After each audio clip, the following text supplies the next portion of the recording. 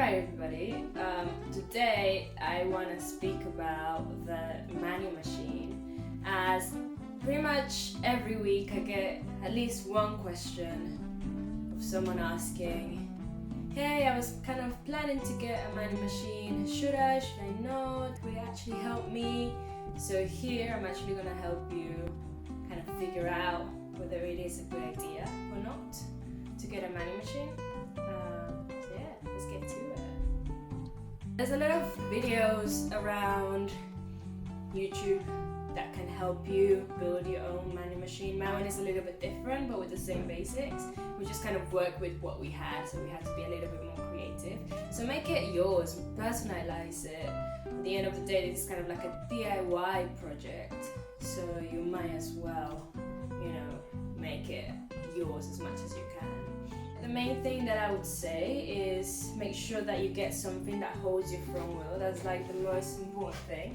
So when you start going back, when you start realizing your balance point,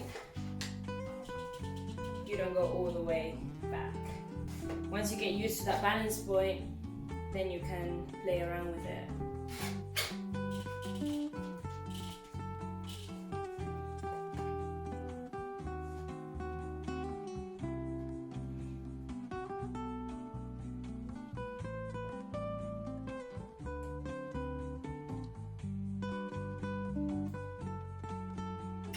If you watch my last video, you would go through the steps of how to get to a manual. What you can do with a manual machine is that everything that you put in practice, you can do it here. So that is mainly the balance point, and that is mainly getting the strength in your muscles, in your legs, in your back, in your arms to hold that static position, right? That is kind of one of the hardest things at the beginning of a manual. That's what I realized was one of the main reasons why my manuals were premature, was that I didn't have the strength to actually hold that position and stay there for a while. My back will give away, or my legs are not strong enough to keep myself in that position. Once I got into this, I started seeing some improvement. You won't see an improvement of your manual overnight. Anything that you do, skill-wise, you're not gonna become the best at it magically overnight, right? This is something that you have to build, right? The main thing about this is getting to know the balance point in different places. So you could have the balance point when you're really, really low. Have your balance point when you're kind of a little bit higher. You have to be a little bit more dynamic, right? Because this is what's going to happen in a real manual. You need to learn how to extend your arms, hang on those handlebars. This is an amazing machine to help you do that. It also helps you figure out what you need to do with your legs, which is one thing that people seem to kind of not know what to do. Right? So this is like a very controlled environment that you can then start evolving. The main difference and improvement that you will see would be on your wheelies, right? When you start doing wheelies outside, because of the manual machine, you're going to be able to hold that balance position and it's going to become easier, right? Once you start improving on your wheelies, then you'll also start seeing an improvement on your manuals.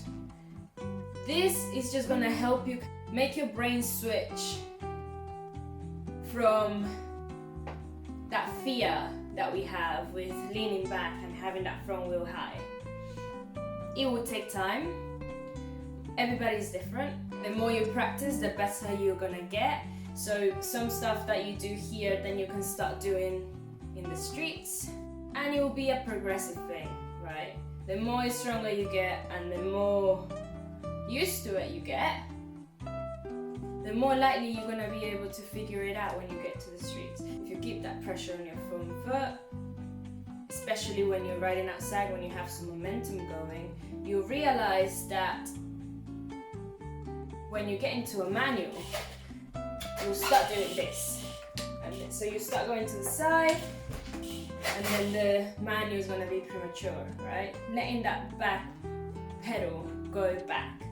If you maintain that pressure on this, you're teaching yourself that every time you get to a manual in a straight line, you're keeping that pressure here, and that's the thing that's giving you stability, right? You control it with your front foot. Once you get used to doing it for at least like 30 seconds, right? Holding the manual for 30 seconds is quite tough here, right? You start shaking. Then you can try give it a go without the chain, right? That is the tricky bit, because that's kind of the thing that's gonna give it a bit more context to what actually happens when you're riding along. So it's the same sort of basics. You're gonna have to control that front pedal quite a lot.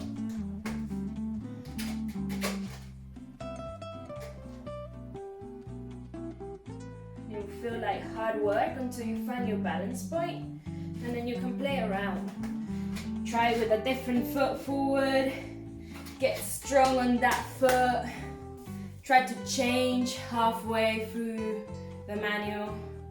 Try to just play around, like everything's gonna benefit you in some sort of way once you get outside and you're riding along. One of the main things that I learned during this quarantine was doing X-ups, trying to do bar spins.